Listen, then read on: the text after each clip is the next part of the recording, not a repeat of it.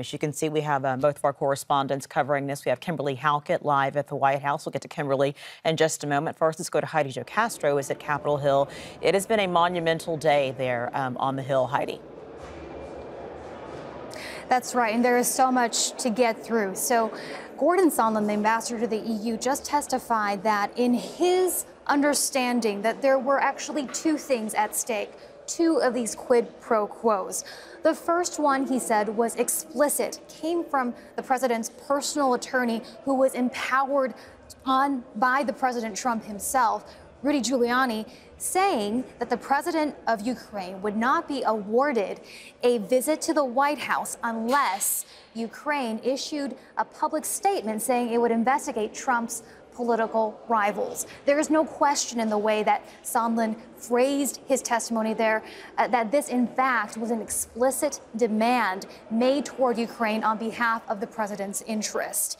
So moving past that, Sondland also said that he presumed that there was more at stake here. He said that Giuliani's demands of Ukraine became more insidious with time, and that eventually Sondland realized that there was also $400 million worth of U.S. security aid to Ukraine that was being withheld and would not be released, as he told Ukrainian officials himself, would not be released until Ukraine made that statement that painted Joe Biden in a bad light. Now, Sondland was questioned many times by Republicans and Democrats on exactly how he made that connection, and his testimony was consistent throughout. He said no, he didn't hear the president directly say that these things were conditioned together, but he, quote, he said that it was abundantly clear, unquote, to everyone that these two things were linked. And that is why he himself stated this to Ukrainian officials in early September, saying that this And as you can see, we just lost our signal there to both of our correspondents who are covering what has happened on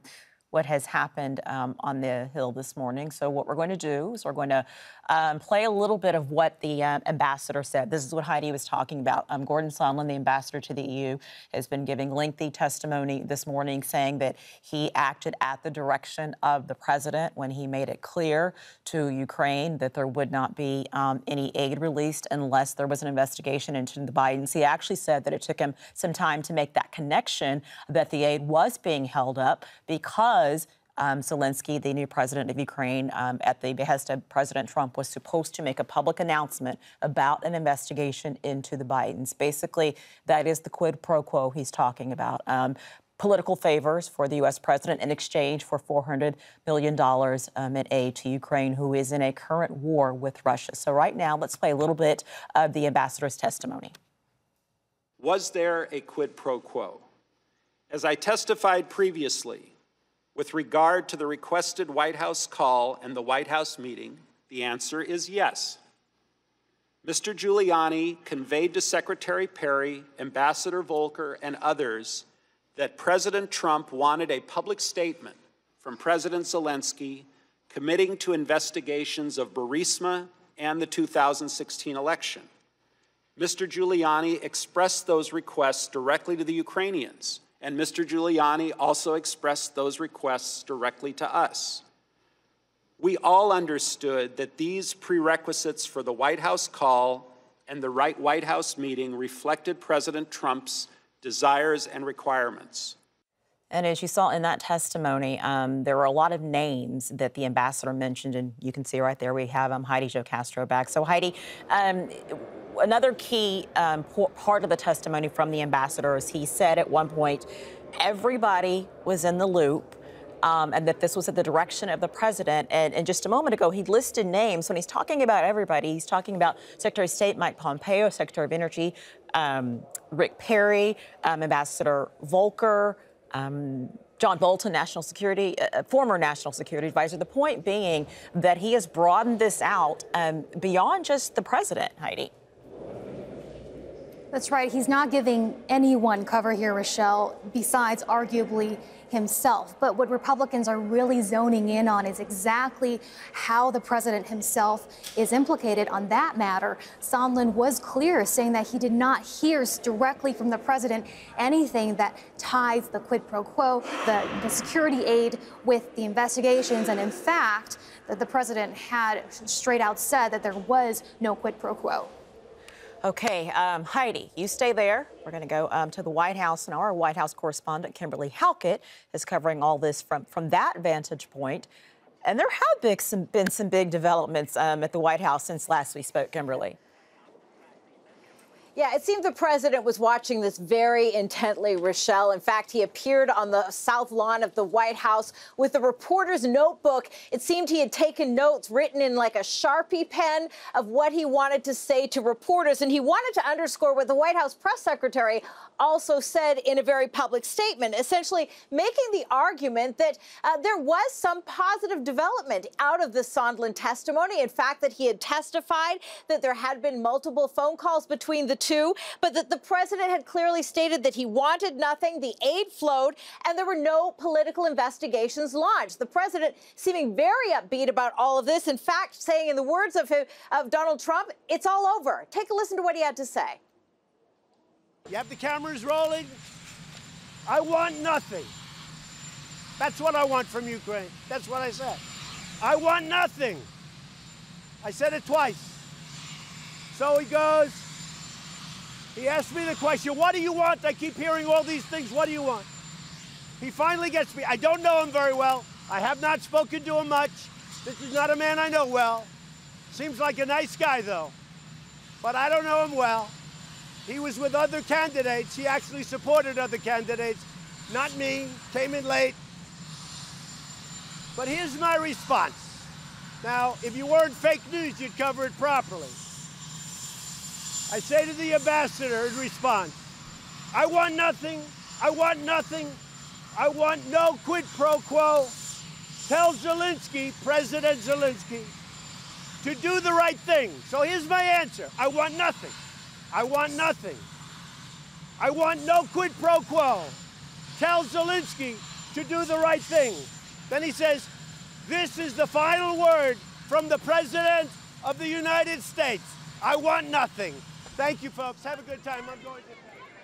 So what the president is really trying to highlight in all of this is that at one point it seemed that there were some contradictions in Gordon Sondland's testimony. Essentially, that while he testified there was quid pro quo, that no one tied it directly to the investigations. In other words, it wasn't coming directly from the president. Sondland presumed all of this. So this is what the White House is trying to highlight, that he never heard these words directly from the president. He just kind of made these personal assumptions, and as a result was acting on what he believed to be the president's direction, but never actually hearing directly from the president of the United States. All right, Kimberly, wrap up there from the White House. We'll get right back to you just shortly, Kimberly. I'm going to bring someone else into the conversation now, though. Christopher Liu is a senior fellow at the Miller Center at the University of Virginia. He joins us live from Washington, D.C. Christopher, as I've been saying throughout the day or evening, this is obviously a rare occasion. There's only been 4 impeachment inquiries ever. And having said as such, this particular day seems to have a lot of gravity, seems to be very significant. This witness specifically said, I did what I did at the direction of the president, and then paints a picture of other people in the administration that knew that this was happening. Can you put this in some sort of context for me? This is devastating. You know, I spent 20 years in government, including doing investigations on Capitol Hill. I don't remember another testimony that was as clear and as convincing as this one. And you saw that. I mean, you saw every defense that the House Republicans have made just evaporate the minute that Ambassador Sondland started talking. This was, after all, a witness who had firsthand knowledge of a quid pro quo, who was getting direct information from the president, and it was not about corruption generally. It was about investigating Vice President Biden. And it's one of the reasons why you don't really see at this point people trying to refute his testimony. They're trying to refute his credibility. And you now see the president saying, hey, I don't really know this guy. By all accounts, Ambassador Sondland talked to the president at least 6 or 7 times that we know of, and probably a lot more. So this is a significant development. Let me ask you something. One thing that the Republicans have been trying to say is that the aid was eventually released. The statement that President Trump wanted President Zelensky to make about an investigation into the Bidens, that never actually happened. Basically, they're saying, well, maybe all these things were discussed, but they never actually happened. Does it matter that these things didn't, that it didn't actually take place? Yeah, well, let's understand this. I mean, we know from the testimony that President Zelensky was ready to make the statement. He was ready to go on CNN and announce an investigation of the Bidens. We know that from his aides that they had agreed to that as well. The only reason why this whole scheme didn't go through was because the whistleblower filed a complaint. That became public. The White House, I guess, got cold feet and decided to let the aid go. Just because an illegal scheme doesn't carry forward doesn't mean it wasn't illegal in the first place. Okay, Christopher, so what do you anticipate when we come back from this brief recess when the Republicans, well, actually, I take that back. It'll be both sides that'll have a moment to have their 5 minutes of questions. What do you anticipate this afternoon after such a significant morning? Well, I suspect that Democrats will allow the testimony just to stand on its own. I think it's incredibly powerful, his opening statement in the first round of questions. I think Republicans will try to refute his credibility. I think they'll try to say, look, you never actually heard the president himself say this, although we actually now know from other accounts that the president did, in fact, say that, and that I think they will try to minimize the significance of this. They'll keep trying to go back to the fact that at one point Gordon Sondland did say that there was no quid pro quo. They will try to focus on inconsistencies. But just go back and read that 24-page opening statement by Ambassador Sondland. He could not be more clear about what directions he was given, what he was supposed to do, and how he continued to keep everyone in the loop. And that's one of the important things. He's now implicated the Vice President, Secretary of State, Secretary of Energy, and White House Chief of Staff as well. And it's important to understand, if the president wants to refute all this, he can do that. He can have all of these advisors come forward and testify. And so far, he's been unwilling to do that. And Ambassador Sondland also said, look, I have all these emails, all these documents that are sitting at the State Department that they won't turn over. So if the president wants to come clean and allow all the information out there, that might be one way to refute this. But so far, he hasn't been inclined to do that. And Chairman Schiff actually started off the hearing this morning by pointing to the fact that all of the documents that he and the committee have requested, not a single one has been turned over. Christopher Liu, thank you so much for your expertise. We appreciate it. Thank you. Now, Ambassador Sondland said that he always felt U.S. diplomats could do a better job with Ukrainian diplomacy than the president's personal attorney, Rudy Giuliani. Let's listen to that. To support this reformer, we asked the White House for 2 things. First, a working phone call between Presidents Trump and Zelensky, and second, a working Oval Office visit. In our view, both were vital to cementing the U.S.-Ukraine relationship, demonstrating support for Ukraine in the face of Russian aggression, and advancing broader U.S. foreign policy interests. Unfortunately, President Trump was skeptical. He expressed concerns that the Ukrainian government was not serious about reform, and he even mentioned that Ukraine tried to take him down in the last election. In response to our persistent efforts in that meeting to change his views, President Trump directed us to, quote, talk with Rudy. We understood that talk with Rudy meant talk with Mr. Rudy Giuliani, the president's personal lawyer. Let me say again, we weren't happy with the president's directive to talk with Rudy. We did not want to involve Mr. Giuliani. I believed then, as I do now, that the men and women of the State Department, not the president's personal lawyer, should take responsibility for Ukraine matters. The president's personal lawyer, Rudy Giuliani, that name has come up consistently during every single testimony. Our White House correspondent, Kimberly Halkett, has been listening as well. So, Kimberly, the ambassador was very clear that at some point he was directed to deal with Ukraine policy through the president's personal attorney, Rudy Giuliani. Kimberly, these two, the president and Rudy Giuliani, go way back to New York. Just tell people a little bit more about their connection, about their relationship. Well, he's the president's personal lawyer, and he often, many people will argue, does the dirty work of the president, whether it was during the probe into whether or not there was collusion between the 26th presidential campaign of Donald Trump and Russia, as Robert Mueller, the special counsel, was probing and looking at that, or whether it is the situation, the impeachment inquiry that the president finds now, or even the work on Ukraine. It seems very much that he has been kind of the president's go-to guy, if you will, and this is what we've heard not just from the ambassador to the European Union, but from other diplomats who have testified not only yesterday, but also last week as well. And this sort of underscores a recurring theme that under Donald Trump, there seemed to be two tracks of diplomacy. There was the traditional track where we saw career diplomats, bureaucrats, and then there was the unconventional track that was headed up by the president's personal attorney, Rudy Giuliani.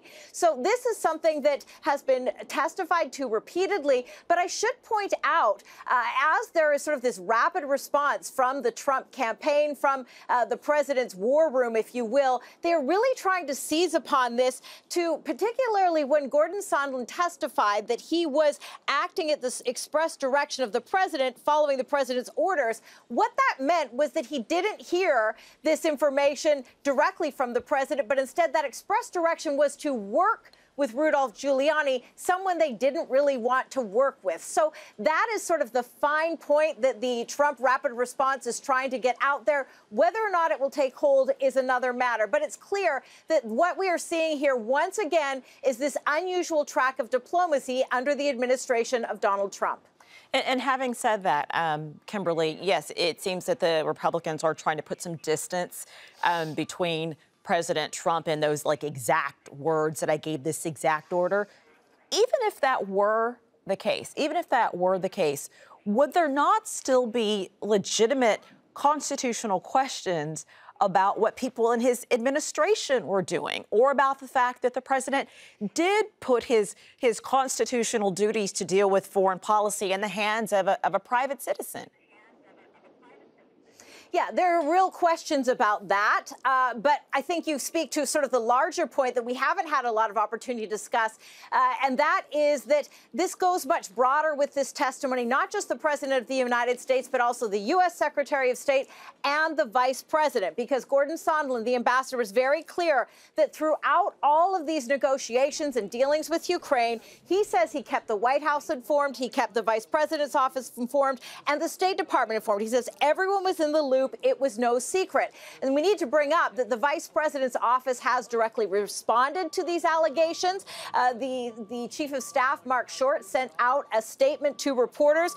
In it, he says that this alleged discussion between Gordon Sondland and the vice president, where Sondland testified that, in fact, he had told the vice president in Warsaw that he was concerned about the delay in aid to Ukraine being tied to investigations. The vice president's chief of staff saying that the vice president never spoke with Sondland about investigating the Bidens, Burisma, or the conditional release of financial aid to Ukraine based upon potential investigations. So we have now kind of two different sides of the coin. One hand saying, yes, this was the case. The other saying, no, it wasn't. It comes down now to whether or not the American public, whether or not the congressmen and women inside that hearing room, who they are going to believe.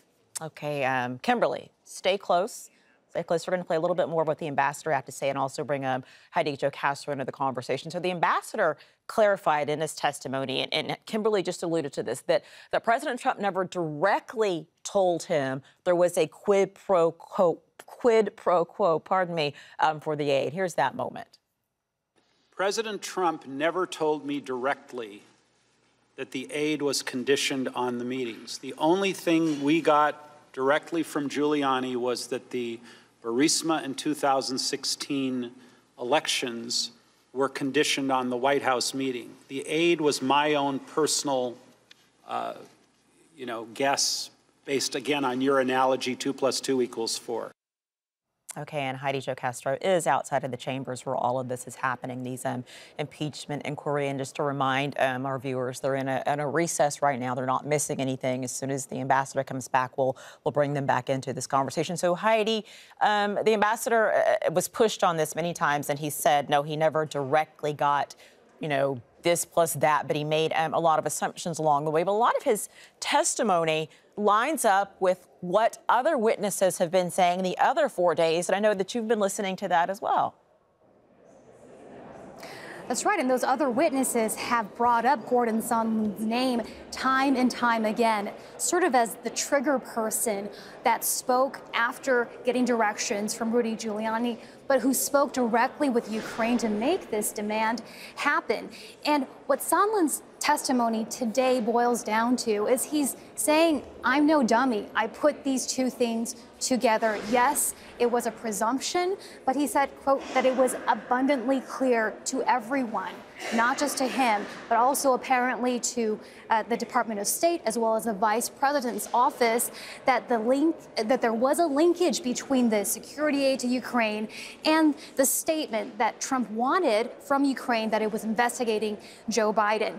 But the question really is, how compelling of a story is that to the American public that is so deeply divided, that since the campaign of President Trump has been interpreting facts in two different ways. We were set up for this in a sense. Even the president's own spokespeople saying that now there exists such a phrase as alternative facts. Well, what are the two sets of facts we're looking at after this morning's testimony? On one hand, from the Democrats' perspective, Sondland has built a very compelling case that it was abundantly clear that the aid and that the investigations against Biden were related, and that is why he communicated that to Ukrainian officials, and that is why he said that the president of Ukraine himself understood was at stake, was the money that Ukraine was counting on to help it defend itself against Russia. But then we have the other compelling narrative that Republicans are trying to highlight for their base who are watching this. And that is, as you mentioned, Sondland makes it clear that he did not hear directly from the president himself at any time that these two things were linked. In fact, he testified that he never talked about the security aid in general, even with the president. And the president himself, you heard him also speaking with reporters, highlighting the conversations he had with Sondland in which he explicitly said there was no quid pro quo. The context of this as well, though, we've heard from testimony of Trump's previous personal attorney talking about a man named Michael Cohen, who's now serving time in federal prison, who in an unrelated case had said that Trump likes to communicate in code, that throughout his business dealings in Manhattan developing hotels and other properties, he wouldn't ask Cohen to do something explicitly, but it was hinted at and it was understood clearly by Cohen. So there's a question of whether or not this style of communication was made clear to Gordon Sondland and Rudy Giuliani as well. On another point, another note that Trump was trying to downplay his relationship with Ambassador Sondland just now, saying that he hardly knows the man. Well, there's also some evidence that they may have been closer than the president lets on. We know Sondland was a Republican donor who gave $1 million to Trump's inauguration prior to being awarded, in a sense, with the ambassadorship to the European Union. And he had bragged to others who have testified in this impeachment inquiry that he had very close communications with the president, that he could call him in the middle of the night, and in fact did so. And today he also testified about another conversation that happened the day after Trump asked the president of Ukraine for these investigations into Biden, in which Sondland was speaking using very poor language with the president of the United States, saying how much the president of Ukraine wanted to please Trump and that Trump really just didn't care at all about Ukraine. And Sondland said, well, that's how we communicate. We're close like that, in a sense. So a lot of contradictory information emerging from today's testimony and from the way that it's being interpreted, and it's really difficult to tell exactly how this is going to fall upon the ears of the American public and how it'll be accepted by the Republicans in the Senate, who ultimately will be deciding the president's fate. And I think you make a good point that it's worth reminding our viewers about that. The Ambassador Sondland, testified that President Trump basically did not care about what was happening in Ukraine. What is happening in Ukraine is that they are at war with Russia and people are dying every day. That is why the U.S. Congress approved $400 million in aid to be given to Ukraine, the aid that was held up for a time but eventually released. Now, the ambassador actually testified for about 10 hours in a closed-door deposition a while ago before this public one that you're seeing. There are some discrepancies in what he said in that deposition and what you saw on TV this morning. Well, he has a bit of what he says as an explanation for that, so let's listen. They have also refused to share these materials with this committee. These documents are not classified and in fairness, should have been made available. In the absence of these materials, my memory admittedly has not been perfect. And I have no doubt that a more fair, open, and orderly process of allowing me to read the State Department records and other materials would have made this process far more transparent. I don't intend to repeat my prior opening statement or attempt to summarize 10 hours of previous deposition testimony. So the ambassador admitting there, Heidi, that there are lapses in memory. He also said at one point that he doesn't take good notes. That's fair. I think that anybody could, for certain periods of time, perhaps not remember everything to a T. But Heidi, he did say in that deposition before that there was no quid pro quo. And now he has said quid pro quo many times today. That's a big change.